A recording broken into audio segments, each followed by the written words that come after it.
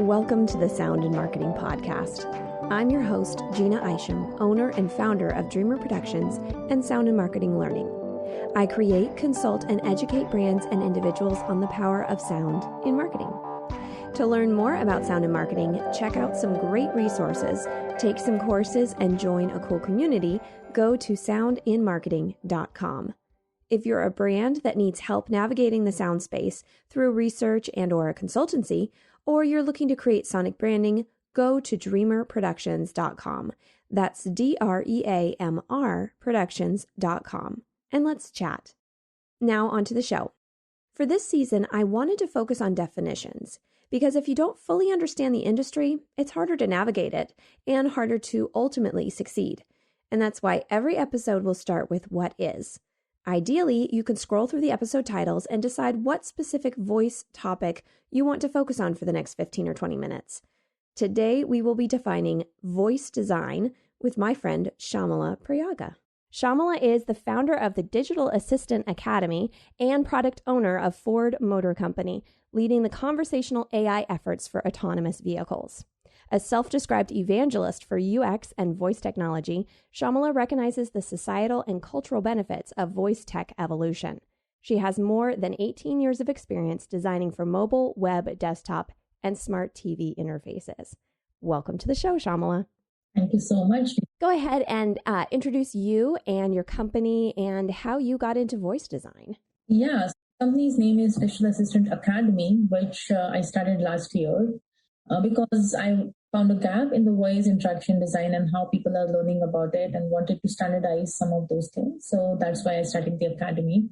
A little bit about my background. I have more than 20 years of experience in user experience and design now. I've been a UX designer, worked on mobile-based application, desktop-based applications, smart TV, smartphones. So in 2012, I was hired by Amazon India, and that's where I was working on a lot of cool stuffs.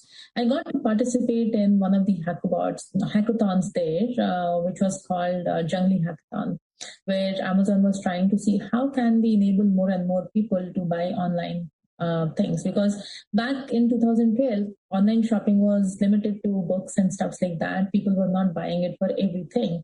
And India has been a little laggard in that sense, because they have a different kind of model altogether, like how people shop, right? So online shopping was like a big thing for us. So that's when the idea of augmented reality and voice came to me. And I was like, if we combine voice and augmented reality together and create a e-trial solution, maybe because that is the blocker, people want to try certain products before buying. So maybe if we do something like that, people will be willing to do more online shopping. So I prototyped and created this entire solution using voice and AR, VR solution. Coming from a background where I know a little bit of coding, I was able to prototype something using JavaScript and all of those stuffs. And it kind of won the People's Choice Award. People liked the idea. And since then, I've been involved in voice in some or the other form. Like I was involved in Alexa beta testing when Amazon Gen 1 and Gen 2 was launched. And from there, worked with VoiceBox Technologies, where I worked on Samsung S-Voice design. Plus, I also worked on a lot of other auto OEMs and their conversational systems. And now here at Ford. Going back to voice design as opposed to voice assistants, because I think that a lot of people have heard the word voice assistants, but the idea of design, can you kind of break that down? Like voice assistants to some might be, asking a technology a question and getting a response. But voice design is so much more than that. And can you kind of break that down a little bit? Yeah, absolutely. So like you rightly mentioned, right? Voice assistant is the system which is helping you perform a certain task or helping you get things done, right? But there's a lot of things, lot of psychology, lot of concepts and process which goes into making that thing work. All the user is seeing is talking to a bot and getting things done. But I call it tip of the iceberg, because that is actually the tip of the iceberg. But all the things below the iceberg is what is voice design, because how does the human and bot speak? the dialogue system itself, right? When we are designing that thing, mostly when we say conversation design, we say we are trying to design a system where we are mimicking the human and bot conversation as if it was a human to human conversation. It may sound very straightforward, but it's very complicated, giving the bot that level of intelligence that it speaks like a human or understands what the user said. So there's a lot of things which goes there, right, from the conversation design or the dialogue system design, which you have done, to thinking about how do you reduce the cognitive load for the user through the chimes or ear cons or some visual cues or some sort of affordances, which they will understand, right? So for example, how do you design the processing or listening or speaking so the user actually understands that this is the time I should be speaking, or I should wait for the bot to answer, or this is the time where the bot is processing something. So I know what's happening because most of the voice interfaces are voice first, does not have a screen if you look at the older versions of Alexa, right? So that is another part of it. Now, the third part of voice design, which is very, very important, is how are you thinking about mapping everything, right? Conversation design is so complicated. Users can speak in whatever way they want. How are you thinking about making it natural? What kind of utterances are you collecting? How are you mapping the utterances to the intents? So intent is basically in the voice world, what is the intention of the user? We need to feed that intention to the system for the natural language understanding to understand what the user wants and says. So there's a lot of these kind of elements, which I call, the beneath the iceberg, which needs to be in place. In addition to that, analytics is another big piece of the voice design because you have to constantly keep seeing what the user has said, where did the task fail, so that I can go back and fix those things. Or I have to look at what were the features which were not used at all, or what are the top features, so I know where I have to go and fix the issues or why something is not being used. If there's a discoverability issue, I have to go back and fix those things. So there's a lot of these things. There are like 8 or 9 elements like these in the voice design, which actually comprises of what people see in the tip of the iceberg. And all of that ultimately is so that the user doesn't have to think. Exactly. So the user doesn't have to think about all these things that you just talked about. Because I was thinking as you were saying that, when you go and you sit down at a movie and you're like ready, you've got your popcorn, you're ready to listen, and then you like have a bad audio experience. It takes you completely out of it. It ruins the experience. But if you don't notice it at all, then that's perfect. Like that's the point of it, is it's part of the experience. You go about your moment, what you're going to do, and you are not interrupted. And I think that that's where voice design is so, so important. I also think of for IVR, for like on hold, push this button, push that button. If it can't understand, this white girl, there's a problem. When they say your social security number or say your bank account number or something, and they miss it, just one miss, and you're frustrated, And I feel like with voice assistants and with voice technology, because it's so new, I feel like people's automatic response is to say, no, this doesn't work. The patience level with voice is a lot lower than as compared to GUIs, which is the graphical user interfaces. Or even with IVR, you would give a benefit of doubt because, those systems are learning. But with voice assistants, because, the bar is very high, and thanks to all these sci-fi movies, people have seen these bots interacting with the user, doing all sorts of things. So the expectation is really set high in first place, right? The second thing is, because these bots also have a more natural kind of conversation, like, you speak with it and it responds back so humanly. It has that human-like traits in it, the intelligence, or I would say the voice and all of those things. People are expecting it to do more for us, right? So the moment there's a little bit of errors or issues, people get frustrated. They turn off from these devices because they're like, okay, it's not helping. Because there's a lot of things which is happening in there, right? You ask the user certain things and it's doing great, and all of a sudden you're trying something else and it's not working. You're like, okay, I'm not going to use it. So there's, like you mentioned, the patience level is so less that when you are designing, and to your point, when you're designing voice interfaces, the best interface is the one which you do not notice. You have to design in a way where the user has zero effort or thinking required. Like, it's seamless for them. And in order to make that seamless, there's so much effort required from a conversational designer and the team. It's not just conversational designer, right? It's so many teams, including the sonic design team. Like, how are you thinking about the sounds? Because it's not just any ear corner chime which you are designing, but you also have to think about how is that sound coming in? What does it reflect or resonate with the personality or the brand of what we are designing for? And so many things. And you are in a better position to talk about sonic branding more than me. But those kind of things are equally important, plus the visual cues.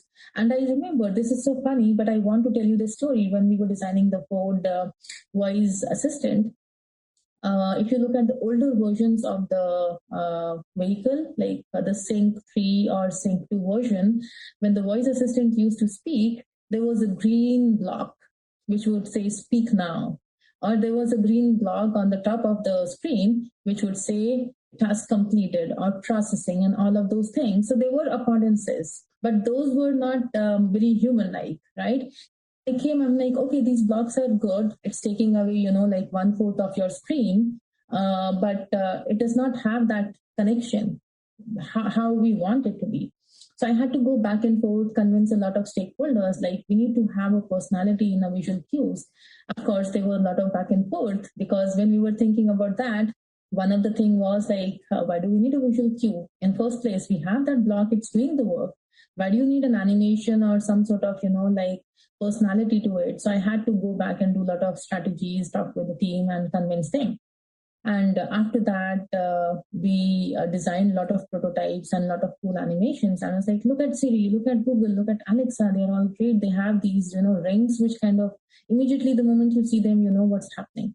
So then we did a lot of testing and presented a couple of options to the users. And then they selected one. And finally, we had a solution. Again, with voice, those kind of things are so important. But at the same time, the driver distraction team was like, this animation in here, we cannot have it. So we had to go back and forth with the stakeholders as well and convince them, like, you know what, this animation is very trivial. It's not going to distract the users. It's going to help them. So there was all of these things. And finally, in Sync 4 vehicles, you see those animations along with the voice assistant, which, I designed. To the point where, as a conversational designer or voice designer, people have to think about these kind of things. It's not just a dialogue, like I mentioned, right? But those little things are equally so important. And throughout the voice design, the strategies, or talking with your stakeholders, convincing them, the challenges, all of those things will come. But voice design is navigating all of those things and providing the user the best possible experience. So the moment they see something, they immediately connect with it. Be it the sound, be it the voice, be it the animations or the visual cues we are talking about, or the dialogue system itself, or how it understands you, the context and everything. What I heard from that was it's very heavily a multimodal situation because, like you said, you needed to have visual cues as well. And very tricky in a car because you don't want to be distracting from what's going on and all that stuff. But one of the things that I focus on a lot is a multi-sensorial perspective. And the fact that you're not just talking about voice design, you're also talking about visual design and how they play together. Can you talk a little bit more about how they intersect for you? Absolutely. So yeah, there's a lot of things, right? Like you mentioned the visual design, right? How animations and part of it is there, but also thinking about the templates, the voice templates also. So for example, you said, find me a nearby Starbucks, right? And we know every half mile there will be one Starbucks. And if you define nearby as 8 miles, you may get so many results of Starbucks nearby. It's very difficult for the system to understand that which nearby should I show.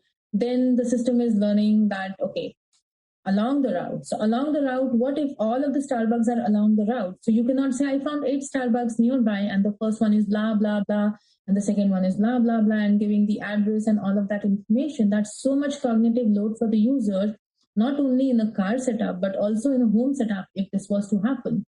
We don't want people to keep talking over and over or too much. It's kind of annoying for people, right? They have patience or certain level of acceptance. Like, this is where my criteria is. More than this, I will be annoyed. People have short-term memories. So you cannot give them all the 8 options at once and say, okay, now tell me which one do you want me to take you to. They will forget by the time you tell them the 4th or 5th one, they will forget the first one. These kind of scenarios will occur a lot, and that is why multimodal experience is required. Now you need something to be shown on the screen as well. As where the visual design comes into play, right? How do you show? Anti-interaction design comes into play. When the user is saying, find me the Starbucks, I found multiple Starbucks. How many results do I show? What do I show on the screen? How do I show on the screen? What happens from there on? Can the user say, take me to the second one, or do they have to press it? Can they speak? Can they touch? What can they do? Can they do both? So you have to think about the multimodality there. Tune in next week for the conclusion to our conversation, and don't forget to subscribe on all the major podcast channels. Share with friends, follow, and rate. Spread the word because, well, more people should know about this stuff. I know you know that now. For any other inquiries, you can find me at Dreamr Productions. That's DREAMR Productions.com or soundandmarketing.com, LinkedIn, Twitter, and Facebook. You can also email me at Jeanna, Jeanna, at dreamrproductions.com. All links will be provided in the show notes. Let's make this world of sound more intriguing, more unique, and more on